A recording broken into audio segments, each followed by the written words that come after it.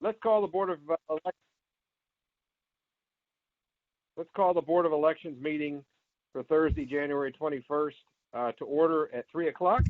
And at this time, if there's anyone present for public comment on anything not on the agenda, now would be a great time to address the board. Going once, going twice. Hearing no one, we'll move ahead to new business. The first matter is the shredding of the secrecy envelopes from the 2020 general election. I know there's been some discussion from our solicitor, and I think in general it's probably a good idea to hang on to those in the near term. But Jody, is there anything to add? No, not unless Tish has something to add. Now we're talking about the secrecy envelopes that was inside the ballot, that contained the ballot, correct? Right. Okay, and then if Betsy recommends holding on to them, then we will hold on to them. Okay, we'll hold on to them. And all right, we'll move ahead to the 2021 petition preparation process. Who would like to cover that one? Well, I guess mostly I have questions as to how we're going to handle it with the way the building currently is in our lobby and our doors are locked. Will our area be open so that people can come in and pick up their petition packets, file their paperwork? I'm just kind of trying to get an overview of how things are going to move forward for this election cycle. Or I had a question too, like even if they could come in, like if they did an appointment type thing. I don't know that it's necessary to do an appointment. I think maybe if you had the materials in the lobby available for them, so there would have to be a minimum of interaction. And I don't know if anybody else has any thought, but maybe we could get like an intercom system that we could communicate through the glass with. Well, in addition to that, I know other counties also have the materials online for the candidates to then print out and have all the same information. I wanted to also ask if that's something that we could look into potentially, or how the board felt about that option, in addition to, having the hard copies available should someone want to come in and pick them up. Mike, any thoughts? Yeah, I think the idea of having, I know that there has been some sharing of or I've seen it elsewhere where Lycoming County is getting ready to put all of their petition materials online for people to be able to download. And if we think about what's in the petition packet, it's the filing notice, the dates, a little bit of FAQ, and then of course the petitions and other information. So anything that can be put online that people can download and print on their own, I think is a great idea.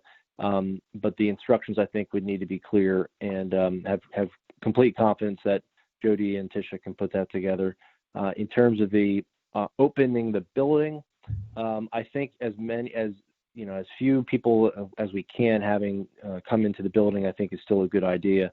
And really all they do is they get their packet, they sign the book, and then they leave. So there's anything, I mean, I know that I know that it's important to provide information to candidates or their committee people who are picking the information up.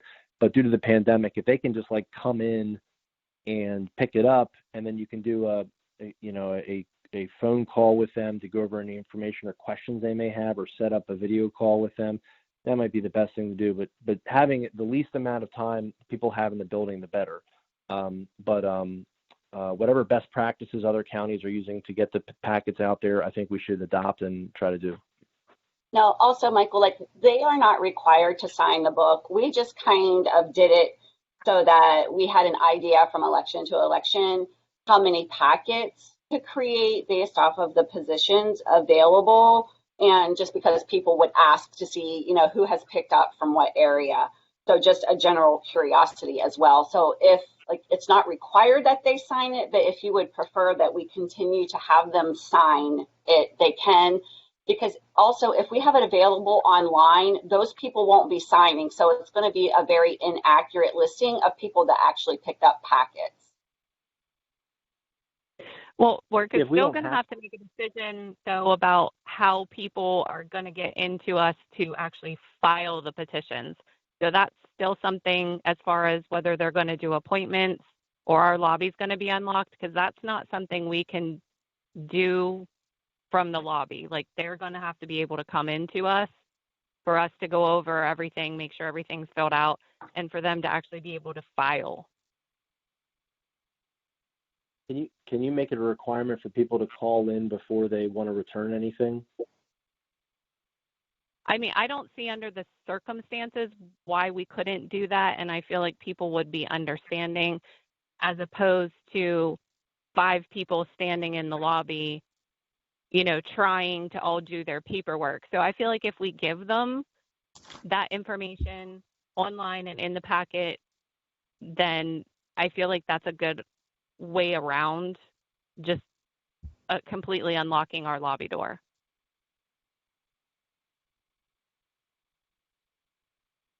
Well, yeah, I think we should do it as online as much as possible. And I understand that at the very end of the process, there's some level of in-person. But yeah, we should set up appointments so that you can minimize contact, and so we don't have 4 or 5 people milling about in the lobby 2 hours before deadline. All right, well, let's work on that. We have until, I think it's the 16th of next month before the petition period begins, so we probably need to have it done at least the week before that, so we're ready to roll. So if you can come back with, maybe email us some recommendations about what you feel would be the appropriate manner in which we could perform this, or if anybody else has any thoughts, now would be a great time to express them. Michael, could Chad create something similar to the initial application thing that you guys made for the VDM? Yes, absolutely. Yep, do appointments? we can reproduce anything like that, and it would absolutely be possible to do the appointment scheduling. Yeah, we could look at doing we could even set up a test. He could set up a test page, and we could all take a look at it to see what that looks like. Sure. Okay, that'd be great. All right, so we're going to work on that. Next item of business is the change in 2021 primary polling locations. Is that yours, Jody? Yeah, I'll go ahead and take it. Well, the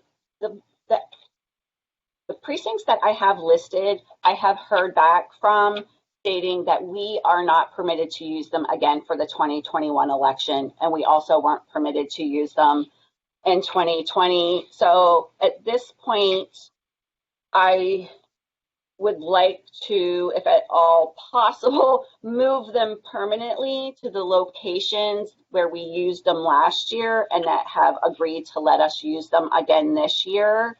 So I guess I was just kind of looking for the blessing of the board to be able to start solidifying and saying, hey, would it be okay if we made this a permanent location so that I can get as many cards and information out as early as possible to these people, instead of, waiting another year to see whether or not these locations are going to let us back in because of COVID, or whatever other reason that we have to look for new ones. So I guess I'm not saying that we have to permanently move them. I'm asking if I am permitted to permanently move them.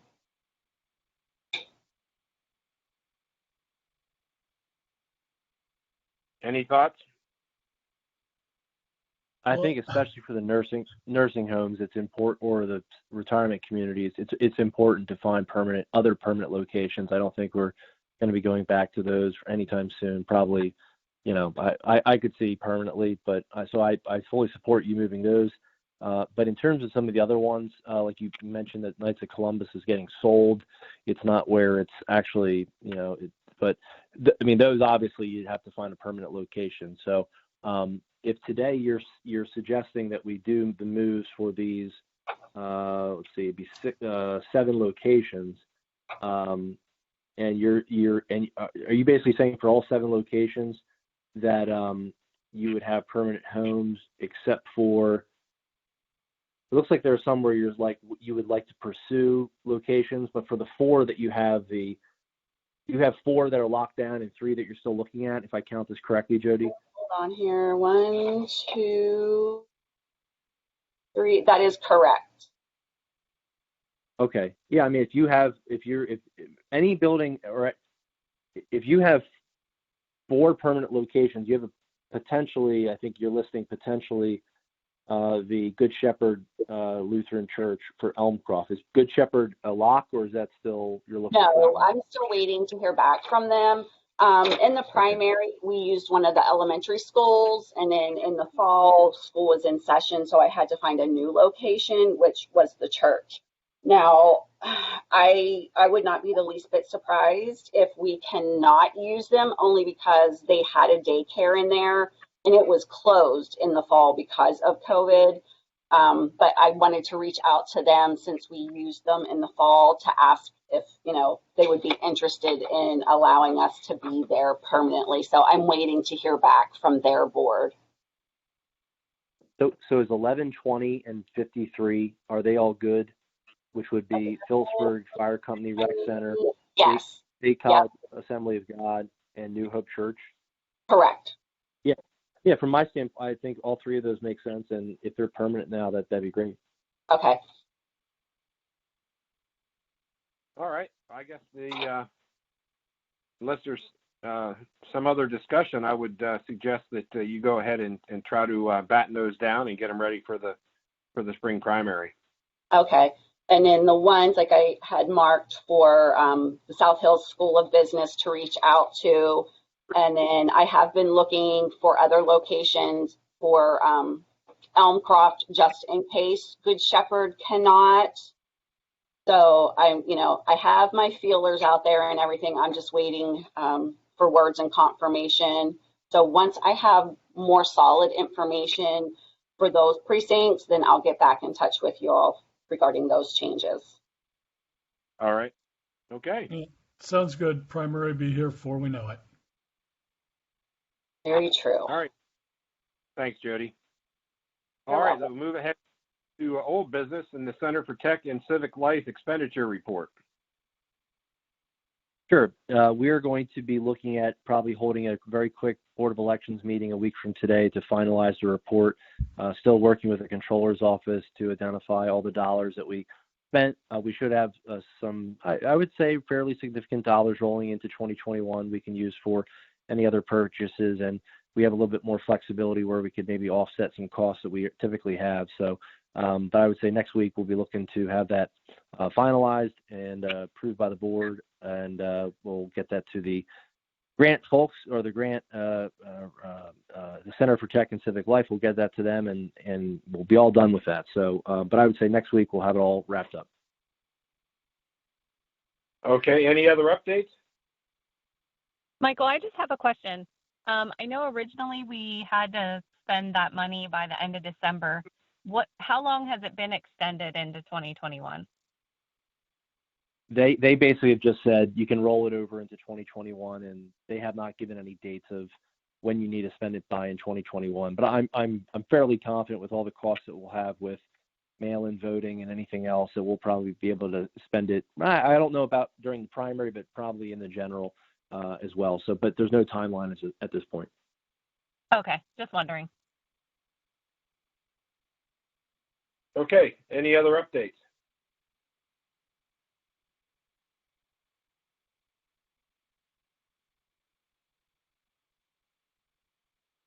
Do you want to go into? The last item B, we can do a quick update on the RLA if you'd like to, Commissioner. Sure. Sure.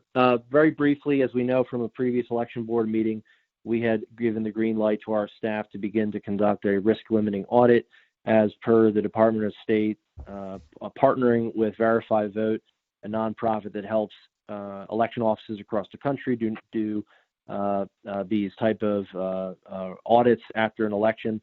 It's a quicker audit than a full-blown full-scale rescan every single vote throughout the whole election system. And Jody is able to give us a quick update on where we're at. We made a lot of progress. All ballots have been identified that we need to pull out. And I think we only have we're in the single digits of ballots that are still remaining that we need to identify and upload to verify vote. But we've made really good progress. So it'll be interesting to see the results when they come back from a statewide basis. But Jody can fill us in briefly on where we're at. Sure. Sam only has a few more ballots that she just has to upload to the Arlo system. So all the ballots are pulled, as Michael had stated.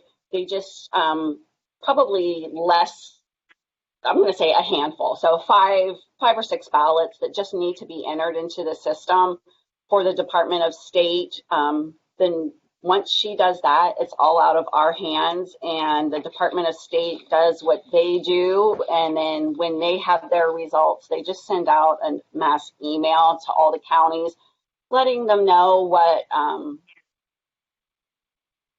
the results were and what the statistics are. So it's on a statewide basis. It's nothing county by county. So that's where we're at. Just a few more to enter. Sam will be in tomorrow to finish that, and then we're done. All righty. Thank you. You're welcome. Any other discussion items before we adjourn? Steve, None from me. I just wanted to give a heads up. The state is planning on implementing a newer version of the SHORE system at some point. They've already starting the development phases. We were on a call today, and they just threw out there as a heads up to counties who were only now working on their budgets that there probably will be some hardware expenses. I don't know at what point, but I'm assuming at some point in 2021. So just a heads up for the Board of Elections that there may be some costs coming down the line. Okay. All right. Well, that's good to know.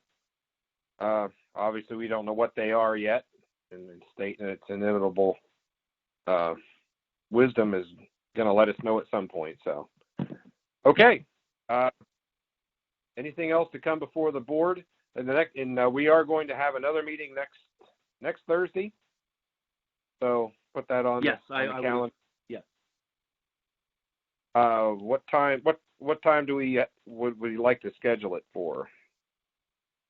Whatever pleases the chair. I have availability all day. Are there any conflicts with retirement board or anything that day? We may or may not have a finance committee at 9. There's a placeholder for the Board of Commissioners at 10, and then there's a retirement board at 11. Okay, well, let's go for the 1 o'clock meeting then. How about that? That works. Sounds good to me. Okay, so scheduled for 1 o'clock next Thursday, and we'll clean up a few things and get ready for the primary. So, and by then, Jody, do you think you might be able to get a little handle on some of these locations from people, or is that too premature? Yeah, no, hopefully I will have answers on all the others. Okay, because we're going to, between the polling locations and obviously the process for the petitions, those are going to be pretty critical that we get the word out whenever we can. So Correct. Yes. Now, just to let y'all know, we still have not received our petitions yet. I talked to William Penn, and they just went out. They sent them out yesterday. So hopefully today or tomorrow, the petitions will be here so that we can actually start creating packets and putting information, online, or have Chad, work his magic to get that stuff online. Well, we have until the 16th, so we have a little bit of a window. Okay, all right. Well, if there's nothing else to come before the board, is there a motion to adjourn? I'll make the motion. I'll second the motion. Okay, properly moved to second. Any other discussions? Hearing none, all in favor? Aye. Aye. Okay, unanimously moved to adjourn. So, all right, thank you very much, and we'll be meeting again next Thursday. All right. See you then.